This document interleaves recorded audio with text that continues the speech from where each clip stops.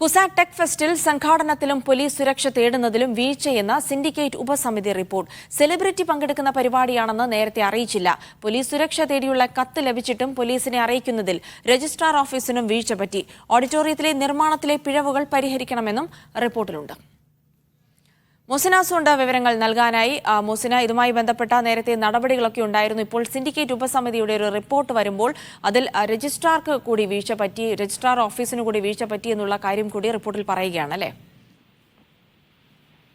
Jilsy, syndicate ഉപസമിതി ഇന്നലെ syndicate യോഗത്തിലാണ് ഇത്തരത്തിലുള്ള റിപ്പോർട്ട് സമർപ്പിച്ചിരിക്കുന്നത്. സൂചിപ്പിച്ചതുപോലെ തന്നെ സംഘാടനത്തിലും പോലീസ് സുരക്ഷ തേടുന്നതിലും ഗുരുതര വീഴ്ച തന്നെയാണ് ഉണ്ടായിട്ടുള്ളത് എന്നാണ് ഉപസമിതി കണ്ടെത്തൽ. ഇക്കാര്യം കൂടുതൽ വിശദീകരണം ആവശ്യപ്പെടാൻ സ്കൂൾ ഓഫ് എഞ്ചിനീയറിംഗ് മുൻ പ്രിൻസിപ്പൽ, അതുപോലെ തന്നെ ഡെപ്യൂട്ടി രജിസ്ട്രാർ, സംഘാടക സമിതി കൺവീനർമാരായ 2 അധ്യാപകർ, അതുപോലെ തന്നെ 2 കൺവീനർമാരായ 2 വിദ്യാർത്ഥികൾ തുടങ്ങിയവർ 6 പേർക്ക് നോട്ടീസ് നൽകിയിട്ടുണ്ട് എന്നാണ് അറിയാൻ സാധിക്കുന്നത്.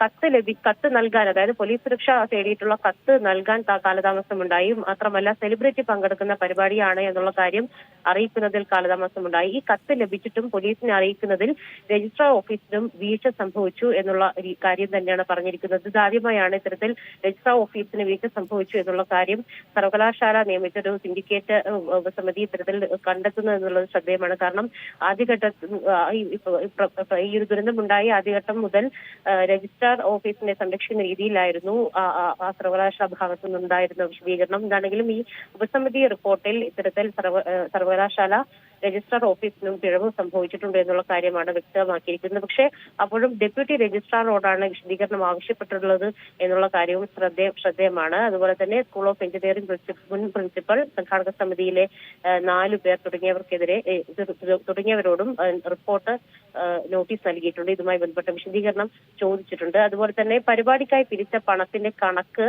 ഓഡിറ്റ് ചെയ്യണമെന്നൊരു ആവശ്യവും ഈ റിപ്പോർട്ടിലുണ്ട്. അതായത് ഓരോ വിദ്യാർത്ഥികളിൽ നിന്നും 1200 രൂപയാണ് പിരിച്ചിരുന്നത്. അതുപോലെ തന്നെ സ്പോൺസർഷിപ്പും തേടിയിരുന്നു. അതുകൊണ്ട് തന്നെ ഭീമമായ ഒരു തുക ഈ പരിപാടിയുമായി ബന്ധപ്പെട്ട് പിരിച്ചിരുന്നു. ഇതിന്റെ ഓഡിറ്റ്, ഈ കണക്ക് ഓഡിറ്റ് ചെയ്യണമെന്ന ആവശ്യം റിപ്പോർട്ടിലുണ്ട്.